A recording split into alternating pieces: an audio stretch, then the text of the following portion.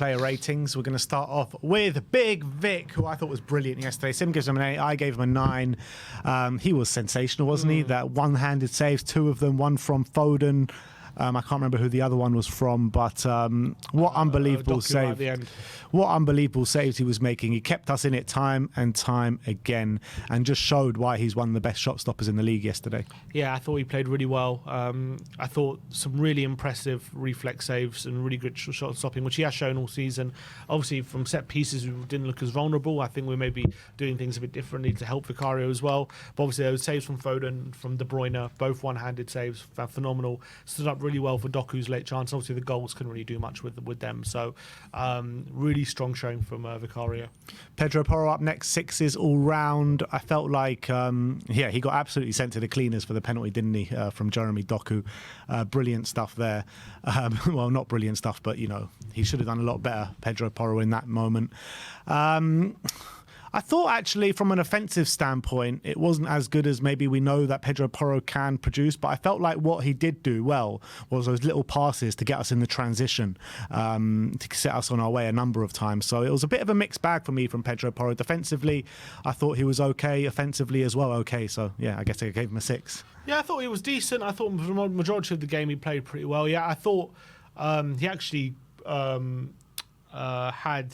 Foden pretty on lock for a lot of that game, and I thought Foden failed to really impact the game. I thought Porro was playing really well, but obviously Doku came on, gave him a lot of trouble, and it was a poor moment from him, gave away the penalty. So that was a shame, but I thought in general he was decent, but not maybe at his best, so I gave him a 6. Kuti Romero up next. Sim gives him a 7. I gave him an 8. I thought Kuti, look, he did have his flaws in the game in terms of, the pass out the back. It was like a block that went straight to a Man City player when Vicario made that brilliant save in the early stages of the game. Maybe he could have done better as well for the first goal that we did concede. But I think apart from those couple of moments, I thought he was brilliant, being so aggressive up against Haaland, being the Kuti Romero, which we know and love, foraging up the pitch as well, and part of a dynamic duo at the back that really helped us keep City out. Yeah, I thought he was so aggressive. I actually thought Haaland, well, we know Haaland doesn't usually get involved in the game anyway. What he does is he finishes off the moves, and that's how he becomes effective. That's what he did. But I thought in general, he kept Haaland quiet for in general play anyway for a lot of that game. I loved the way he just gets so involved in the attacks, and he really is proactive, and I thought that was really, really positive for us when we were getting on the front foot. I was pretty happy with him, but I did feel like he let himself down a bit for the opening goal, so I only gave him a 7. Dragusin up next. Sim gives him a 7. I gave him an 8. I thought he was brilliant. Best performance in the Spurs shirt by far for me, Dragusin. Playing on the left of centre-back as well. I don't think he put a foot wrong for me the majority of the game, and he looks such like a strong, bloody centre-back, and you're looking at some of the moments where that physicality really shone through for Dragusin. There was that one header off the line which did end up being offside, but that just epitomised his performance, to be honest. Yeah, I thought really, really strong performance from Dragusin. I was really happy with him. There was one moment, I think it was it led to Foden's chance early on where he misplaced a pass quite badly in the centre of the pitch. But other than that, he was looking really confident. He was getting involved in quite a lot of duels and getting on top of them as well.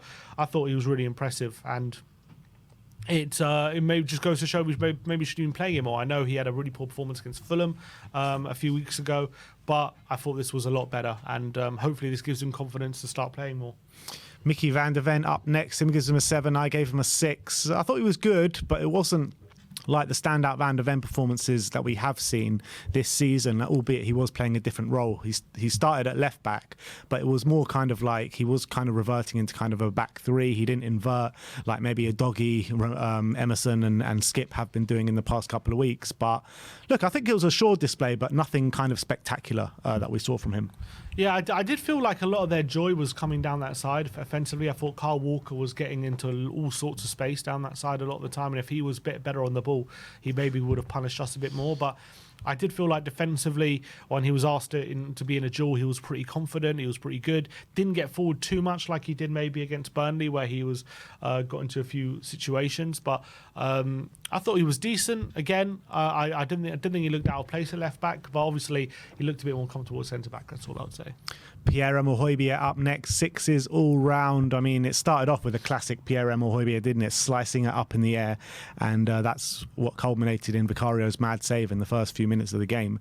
I did think he grew in the game after that. He was a real reason why we were so compact and aggressive in the middle of the park. He was winning duels. He was spraying the ball about as well with his long balls, which I thought was fairly impressive. But there was just those sloppy moments from Hojbjerg that kept creeping in. I think a number of times, 2 or 3 times, there was really bad sloppy moments in there from Hojbjerg, which put us under massive pressure.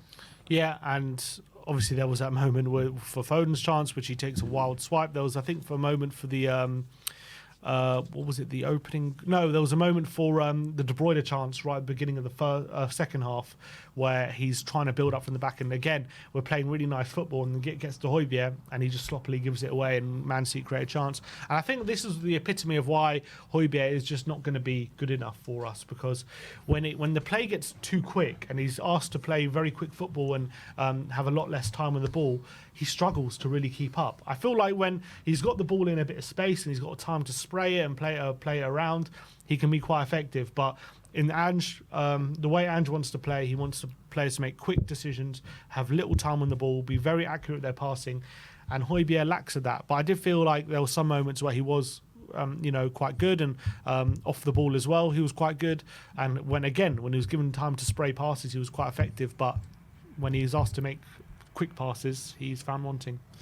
Let's go to Pape Matar Sarr. Sim gives him a 6. I gave him a 7. I was quite impressed with Pape. I thought it was his best performance in the out of the last couple of weeks, where I think he's let himself down a bit in terms of sloppy passing. There was a couple of those in there, but the energy levels that he was putting into this game, the positions that he was finding himself in, false 9 at times, deep 8 at times, he was literally everywhere, causing Man City midfielders, he didn't give them a second on the ball. He was providing such a presence in there, and another reason why we look so compact in the middle. I don't think he did anything flashy or anything really good going forward, but I just felt like he helped us keep our shape and made us really hard to play against. Yeah, and he was covering so much space, so much energy. I thought he was doing some really good stuff, rotating Maddison in that false 9 kind of role and keeping Man City guessing. Could have done a bit better when he did receive the ball, but I thought his movement was really effective in just drawing Man City players out of position, and he was moving them all over the place, and that he was finding lots of spaces in the Man City's half in their defensive third. So that was really encouraging, but unfortunately wasn't able to really make the most of it. Next up is Rodrigo Bentancur. Sim gives him a 7. I gave him an 8. I was super impressed with Bentancur. Best performance of the season since those first 20 minutes in the Villa game. He looked fit finally, in my opinion. The first half, I thought he was one of our best players. The way, the energy levels he was putting into it, his ability on the ball, I thought was so good. He was getting us up the pitch. He had that shot in the first half as well, which, could have gone in on another day. A really good effort that Edison was equal to. He did get taken off early in the second half, and I think it was probably the right decision from Ange, because he was on a booking, and he was not making those challenges which he was making in the first half. So it was unfortunate to him that he did get that booking, but a really good display from Rodri. Yeah, and I think he's getting better and better. I'm thinking with Bentancur, and I thought on the ball he's looking silkier, and he's looking more confident on the ball. And a few times, the difference between him and Hojbjerg is just when the ball fizzed into Bentancur and he's asked to make a quick decision, he can do it with good accuracy and good quality. And I thought he was doing that many times. He nearly scored right at the beginning of the game with a nice left-footed effort, which was saved by Edison as well.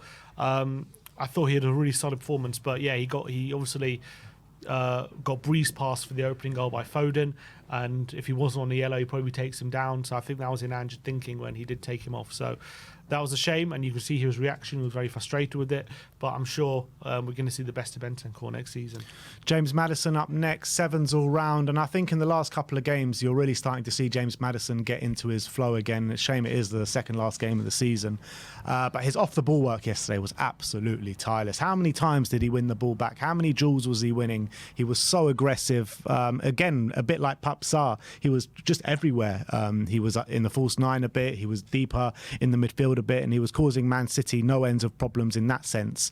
I did want a bit more from him on the ball, but it was a step in the right direction in terms of he was trying to dictate the tempo of the game at certain times. So definitely a positive performance from Maddison. Yeah, and I thought he really thrived in that role where he's He was asked to basically play a bit false nine, rotate with Sarr, float around a bit, pick up awkward positions for Man City, and I thought they really struggled to deal with him, and I thought he created quite a few openings for Spurs on the day. Unfortunately, he didn't get into too many positions where he was able to score or get a shot on goal, but when it came to being that creative hub of the team and just buzzing around the place, being a nuisance for Man City, he got fouled a few times as well in good positions. I thought it was a really, really good performance from Maddison and a lot better than what he's shown recently, so that was really encouraging. Brennan Johnson up next and gives him a 7. I gave him a 6. I thought it was just similar to what we have seen from Brennan Johnson recently. You know, a lot of energy, a lot of running, a lot of effort, but a bit of a lack of quality in terms of his final ball. There was one really good moment when he wins the ball high up the pitch where Son goes through on goal. But yeah, I mean, it just showed in terms of the quality that they had in their front line, the quality that we had in our front line, and Brennan Johnson was part of that. Yeah, I feel like Brennan actually gave Vicario quite a tough time down the right-hand side, and he was quite threatening for a lot of that game. Obviously, he set up a chance for Son right at the beginning of the second half as well with a really good ball, which was a classic, you know, the staple Brennan Johnson ball across the face of goal. And this time Son was at the near post instead of Richarlison, and he couldn't finish it. Obviously, he did really well to set up Son for that chance right at the end as well. I think he set Decky up for a chance. I thought he was actually getting a lot of joy down that right-hand side. I think he set up Bentancur for that chance as well right at the beginning of the game. So I thought he was stretching Man City. He was actually hurting them. And it was probably one of his better displays against one of the top teams where a lot of the time he's looked a bit lackluster, but unfortunately just couldn't provide that effective moment where he did get the goal or assist. But I think it wasn't without the want of trying. He did set up a lot of opportunities and probably was unlucky on the end not to be on the end of at least one assist. Heung-min Son, 6s all round for Sonny. And yeah, I mean, look, energy levels are always there with Heung-min Son, and I think what it's going to come down to with this game is the 2 big chances that he did miss. And obviously the one way he goes through on goal, you back Sonny to score those 9 times out of 10. He didn't put it away, which, you know, kissed Arsenal the title goodbye. So I'm not going to be too downhearted about it. But usually, you know, Sonny is going to put those away every single time. So it was a bit weird why he didn't. But yeah, it wasn't the greatest display by Sonny, but it wasn't a terrible display by any stretch of the imagination. He was making the right runs all the time. Yeah, obviously he had our 2 best chances, one right at the beginning of the second half and one near the end, where on another day, someone would have probably buried both of those, but it wasn't to be on this occasion. Obviously started on the left-hand side, and I thought when he was out wide in those positions, I thought Kyle Walker dealt with him fairly comfortably. I don't think he had much opportunity. Again, I thought his biggest threatening moments when he was a bit more central and he could, you know, find a bit more space, run beyond the Man City backline, and that's where he got a couple of those opportunities. So he did okay. Wasn't his, but was a bit out the game. Wasn't his best display. Wasn't really threatening on the wing as much as Brennan Johnson was. So I only gave him a 6. And the only sub that we are going to rate is Dejan Kulusevski, who came on and moved up front in the false number 9 role. Sim and me both give him a 7. And he just gave us a different option up there, didn't he? He was a physical presence. He was creating chances for himself. He as well had 2 big missed chances on the day. But what I liked about him is how he was putting himself about, how he was giving some Man City something completely different to think about than maybe what our other forward options were. So I thought it was the most positive display from Decky we've seen in a while. Yeah, and I like that new position. I liked him playing a bit more central in the kind of striker / false 9 kind of position. And I thought physically he was actually giving the Man City defenders a real run for their money. A couple of times he was able to bully his way past a couple of Man City defenders and get chances, and he'll just be disappointed that he didn't make those chances pay. The first one was played into by Brennan Johnson, took it past one defender and then bullied his way past another, and then his shot was saved by Ortega. The other one, he looked second favourite to get the ball, was able to muscle Ruben Diaz off the ball, to cut inside, and could have maybe pulled it back, decided to shoot, go for the near post, and another save from Ortega. So some really promising moments there from Decky, and he was a bit of a handful in that position. So I think profile-wise, there's no reason why he can't do a job there. So I want to see more of him there. Ange Postecoglou, 7s all round for Big Ange. I thought he managed this game really well, to be honest. He made tactical switches that he hasn't made all season. Formational changes as well. Van de Ven, instead of inverting as a left back, he was kind of like an out-and-out left back and pressing into a back 3, which I thought worked really well with Dragusin, left centre back, and Romero. I thought they defended so well. In terms of the changes he was making with Pape Sarr and James Maddison, the way they were rotating and working with each other, I thought was brilliant. And I thought the changes as well that he made throughout the game really worked for us, bringing on Kulusevski, giving Mikey Moore. We didn't even mention Mikey Moore, 16-year-old, his debut, which is the third youngest player apparently to play for Spurs after Devine and there was one other player in there. I can't remember who it was, but yeah, unbelievable to see Mikey Moore get his debut. Probably. Scarlett, that was it. Yeah, it's incredible to see him get his debut at home to Man City. What a moment it must have been for him. So I thought Ange managed this game really well, but like I said before, the key difference here was the lack of quality for us up front and the quality that they had up front. But we gave Man City and we gave the champions-elect a big run for their money yesterday and a massive game for them. So you got to give them credit for that.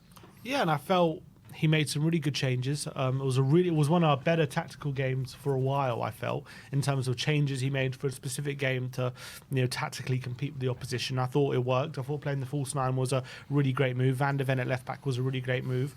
Bringing Decky on, playing him central was a really great move. All things that really positively impacted the game. I thought he was unlucky that we missed key chances in big moments that could have turned the game and probably could have got us something out of the game. I think when you look at the balance of play, you'd be hard-pressed to find a fan who didn't think we probably at least deserved to draw out that game. I thought we were very much worthy of something. We were just very unfortunate that we couldn't take advantage of the chances we created, but I thought he managed the game very well, made positive changes, but unfortunately it just wasn't enough on the day. Yeah, and another thing you've got to give him credit for is just how calm and composed we looked in possession when we did have the ball, particularly in the first half, and how compact we looked in the midfield and the defence for the first time, probably since the first 10 games of the season. You've got to say that. So, yeah, massive credit to Ange. It's just a shame about the comments after the game.